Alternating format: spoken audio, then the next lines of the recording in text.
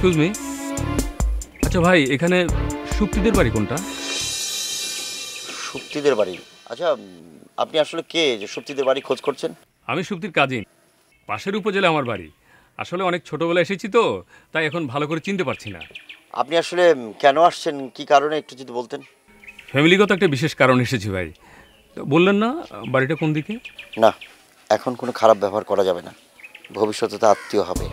কি ভাই কি ভাবছেন? জি, আপনার একটু সামনে গেলে এই যে এই ঢালু দিয়ে নেমে গেলে ওইদিকেই সামনে বাড়িটা। ও আচ্ছা, ধন্যবাদ ভাই। আচ্ছা ভাই শুনুন।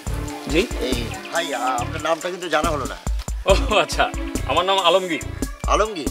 বাহ, সুন্দর নাম, সিনেমার হিরোর নাম। কি যে বলেন না ভাই, thank you, nice to meet you.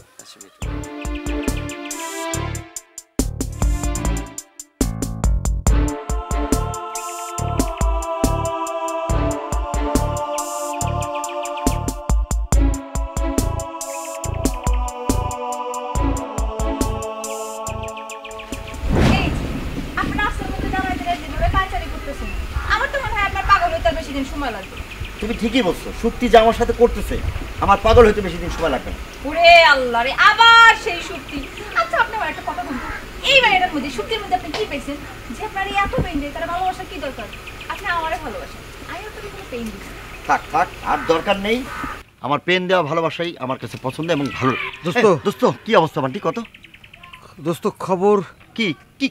আরে বল না কি দোস্ত, খবর খুব খারাপ। মানে? খারাপ মানে?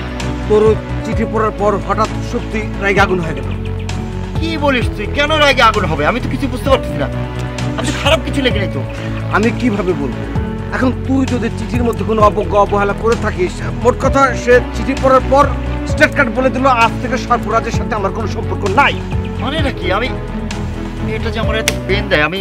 আচ্ছা এই মিতু, তুমি একটু একটু ওই সত্যি একটু ভালো করে বোঝায় বলো না, একটু পেন যেন না দেয়। কেন একটু আগেই না বললেন পেইন দেওয়া ভালোবাসা আপনার খুব ভালো লাগে, এখন আবার শর্টফাট করতেছেন কেন? আরে বাবা বলছি তো কথার কথা, সমস্যাটা কি? একটু কর না ভাই। করো না, একটু হেল্প করো না। আচ্ছা ঠিক আছে, চেষ্টা করে দেখি প্লিজ। হ্যাঁ আচ্ছা বন্ধু, তারা তো ফোন করে নিই, দেখি কি অবস্থা। হ্যাঁ হ্যাঁ, একটা ফোন দে, গরম গরম হলে। আপনার কাঙ্ক্ষিত নম্বরটিতে এই মুহূর্তে ফোন তো বন্ধ। কি আশ্চর্য ব্যাপার, এরকম পেন দেওয়ার কোনো অর্থ আছে? কদিন আমি তো খারাপ কিছু লিখিনি, আমি ভালো কিছু লিখছি। তাহলে এত সুন্দর কথা লিখলাম, তারপরে নিশ্চয়ই অন্য কোনো সমস্যা আছে আমার মনে হয়।